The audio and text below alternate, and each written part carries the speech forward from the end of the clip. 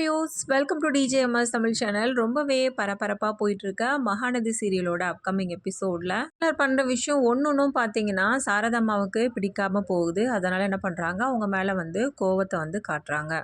மாதிரி சாரதாம்மா எவ்வளோதான் கோபத்தை வெளிப்படுத்தினாலும் முத்துமலர் பார்த்தீங்கன்னா அமைதியாக தான் போயிட்டு இருக்காங்க. இது எல்லாத்துக்குமே பின்னாடி ஒரு காரணம், எல்லாருக்குமே தெரிஞ்ச விஷயம்தான். அவங்களுக்கு வந்து நமக்கு பங்கு கொடுக்கணும், அதனால நம்ம அமைதியாக போகிறது தான் நல்லது அப்படின்னு சொல்லிட்டு முத்துமலர் நினைச்சாலும், இன்னொரு பக்கம் கிருஷ்ணா பார்த்தீங்கன்னா அதுக்கேற்ற மாதிரி கோபப்பட தான் வந்து ஆரம்பிக்கிறாங்க. ஏன் அப்படின்னு பார்த்தும்போது, நம்மக்கிட்ட ஒரிஜினல் சர்டிஃபிகேட் இருக்குது, அவங்கக்கிட்ட ஒன்றுமே இல்லை. அதனால நம்மளை வந்து ஒன்றும் பண்ண மாட்டாங்க, அவங்களால ஒன்றும் பண்ண முடியாது அப்படின்ற ஒரு இதுவில் இருக்கார் அவர். இருந்தாலும் என்ன பண்ணுறாங்க, முத்துமலர் அமைதியாக போப்பா, இது ரொம்ப வந்து நம்ம பிரச்சனை பண்ணி தான் இதை வாங்கிட்டு போகணும் அவசியம் கிடையாது அப்படின்னு சொல்லிட்டு நிதானமாக இருக்க சொல்கிறாங்க. கிட்ட நல்ல விதமாக நடந்துக்கிறது மட்டும் இல்லாமல், அதுக்கப்புறம் கங்கா, காவேரி இவங்க எல்லாருக்கிட்டேயும் பார்த்தீங்கன்னா ரொம்பவே அன்பாக நடந்துக்கிறாங்க. இதெல்லாம் வந்து பார்க்கும்போது ஒன்றுமே புரியல. சாரதா அம்மாவுக்கு ஒரே குழப்பமா இருக்கு. என்னடி இது திரும்ப திரும்ப இதே மாதிரி வந்து பண்ணிட்டே இருக்காங்களே அப்படின்ற குழப்பத்தோட வந்து புலம்பிட்டு இருக்காங்க கங்கா கிட்ட. சரி விடுமா, நீங்கள் எதையும் கண்டுக்காதீங்க அப்படின்னு சொல்லிட்டு அட்வைஸ் பண்ணாலும் கண்டிப்பாக அந்த பிரச்சனையிலேருந்து அவங்களால வெளியில் வரவே முடியல. என்ன பண்ணுறாங்க, காவேரி வந்து சாப்பாடு கொடுத்த விஷயத்தெல்லாம் வந்து முத்துமலர் அவங்க கிட்ட வந்து சொல்லிட்டு இருக்காங்க. இதெல்லாம் வந்து தெரிஞ்சுக்கிட்டு பரவாயில்லடி உன் மேலே அன்பாக தான் இருக்காங்க போல அப்படின்னு நினச்சிக்கிட்டு வந்து ரொம்பவே சந்தோஷப்படுறது மட்டும் இல்லாமல், திடீர்னு காவேரி வரும்போது அவங்கள பார்த்து பேச ஆரம்பிக்கிறாங்க. நிலுமா, காவேரி உங்ககிட்ட கொஞ்சம் பேசணும் அப்படின்னு சொல்லிட்டு, கிட்ட உங்களுக்கு என்ன பேச வேண்டியது இருக்குது, சீக்கிரம் சொல்லுங்க அப்படின்னு சொல்லிட்டு காவேரி வந்து கோபத்தோட வந்து பேச, இருமா காவேரி, ஏமா என்கிட்ட இவ்வளோ கோவப்படுற, ஏதோ ஒன்று சொல்லலாம் தான் வந்தேன் அப்படின்னு சொல்லிட்டு சொல்ல ஆரம்பிக்கிறாங்க. என்ன சொல்லுங்க அப்படின்னு சொல்லிட்டு காவேரியும் கேட்க, இல்லைம்மா உன்னோட மனசு போலவே உன்னோட புருஷனும் ரொம்ப தங்கமான மனுஷன் அப்படின்னு சொல்லிட்டு சொல்கிறாங்க. அது எங்களுக்கே தெரியும் அப்படின்னு சொல்லிட்டு சொல்ல, இல்லைம்மா நான் ஏன் சொல்கிறேன்னா அப்படின்னு சொல்லிட்டு அதுக்கப்புறம் சொல்ல ஆரம்பிக்கிறாங்க. எங்கேயோ தங்கிட்டு இருந்தோம்மா, விஜய் தம்பி தான் ஒரு நல்ல ரூமை ஏற்பாடு பண்ணி கொடுத்தாங்க தெரியுமா, அது ரொம்ப சந்தோஷமாக இருந்துச்சுமா அப்படின்னு சொல்லிட்டு என்ன பண்ணுறாங்க, அதுக்கப்புறம் முத்துமலரும் வந்து சொல்லிட்டு இருக்காங்க. என்ன பண்ணுறது, நீங்கள் தான் மற்றவங்கள வந்து கஷ்டப்படுத்திக்கிட்டு இங்கே வந்து இருக்கீங்க, மற்றவங்களும் அந்த மாதிரி உங்களை கஷ்டப்படுத்த முடியுமா அப்படின்ற மாதிரி காவேரி இந்த ஒரு வார்த்தை மட்டும் கேட்டுட்டு அங்கேருந்து வந்து கிளம்புறாங்க. அதுக்கப்புறமா விஜய் வந்து பார்த்துட்டு கேட்குறாங்க, ஏங்க நான் உங்ககிட்ட ஒன்று கேட்கணும் அப்படின்னு சொல்லிட்டு அதுக்கப்புறம் விஷயத்த வந்து கேட்குறாங்க. இருந்தால் பிரச்சனை இருந்தாலும் நம்ம வீட்டுக்கு ஒருத்தவங்க வந்திருக்காங்க அப்படின்னும் போது அவங்கள வந்து நல்லதனமாக பார்த்துக்கணும் அப்படின்னு சொல்லிட்டு விஜய் சொல்கிறாங்க. என்ன நீங்கள் இப்படி பேசிகிட்டு இருக்கீங்க அப்படின்னு சொல்லிட்டு காவேரியும் கேட்க, காவேரி என்னாச்சு, ஏன் இதை மாதிரி சொல்கிற, பின்ன என்னங்க அவங்களால எவ்வளோ பிரச்சனை போயிட்டுருக்கு, அம்மா எவ்வளோ கஷ்டப்படுறாங்க, நீங்கள் என்னென்னா இப்படி பேசிகிட்டு இருக்கீங்களேங்க அப்படின்னு சொல்லிட்டு காவேரி வந்து கேட்குறாங்க. சரியா இருந்தாலும் வா அப்படின்னு சொல்லிட்டு உள்ளே கூப்பிட்றதான முறை, அதை தான் காவேரி நானும் பண்ணிகிட்ருக்கேன்.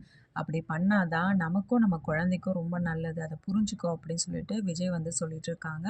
இதை கேட்டதுக்கு அப்புறமா காவேரியும் வந்து சரிங்க ஓகே, நீங்கள் என்ன பண்ணுறீங்களோ பண்ணுங்க அப்படின்னு சொல்லிட்டு சொல்கிறாங்க. காவேரி இப்படி சொல்கிற அப்படின்னு சொல்லிட்டு சொல்ல, இல்லைங்க நீங்கள் பண்ணது தப்பு சொல்லலை, எனக்கு அம்மாவை நினச்சாதான் கொஞ்சம் கவலையாக இருக்குது, அவங்க தான் கொஞ்சம் ரொம்ப வருத்தத்தோடு இருக்காங்க இதை நினச்சி அப்படின்னு சொல்லிட்டு, அதெல்லாம் சரி பண்ணிடலாம் விடு அப்படின்னு சொல்லிட்டு பேசிகிட்டு இருக்க தருணத்தில் அதுக்கப்புறமா இது விஷயமா வந்து பேசிகிட்டு இருக்காரு விஜய். நான் ஏற்கனவே சொன்ன மாதிரி இல்லாத ஒரு விஷயத்த வந்து உருவாக்குறது தான் ரொம்ப கஷ்டம். ஆனா நடந்த ஒரு விஷயத்த அத உருவாக்குறது ரொம்ப பெரிய கஷ்டம்லாம் கிடையாது. அதே மாரி தான் அத்தையோட அந்த ரெஜிஸ்ட்ரேஷன் மேரேஜ் பத்தின விஷயம். விசாரிச்சு பார்த்தேன் காவேரி. அதனால இது வந்து ஏற்பாடு பண்ணுறதுலாம் வந்து ரொம்ப கஷ்டமான காரியம்லாம் வந்து கிடையாது சார் அப்படின்னு சொல்லிட்டு சொன்னாங்க.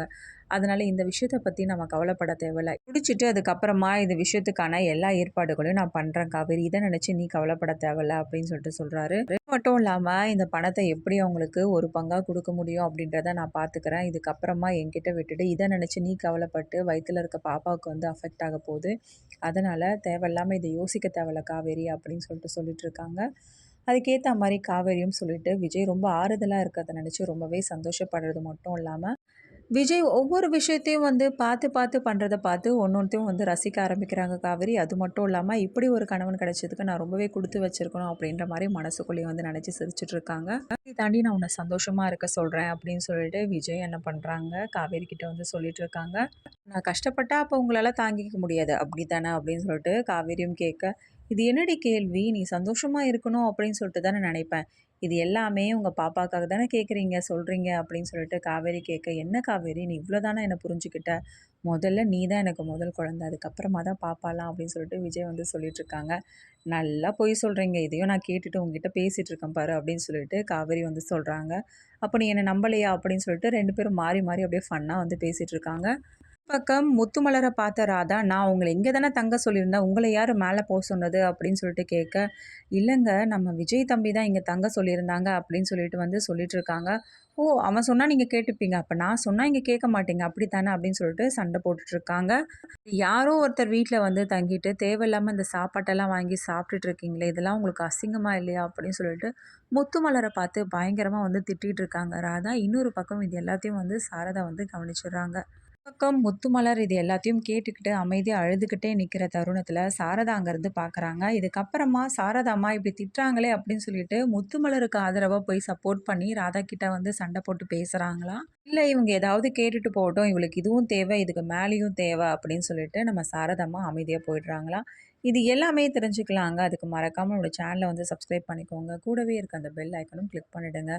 அப்பதான் நான் போடுற அடுத்தடுத்த வீடியோஸ் உங்களுக்கு நோட்டிஃபிகேஷன்ல வரும். Okay viewers, thanks for watching this video.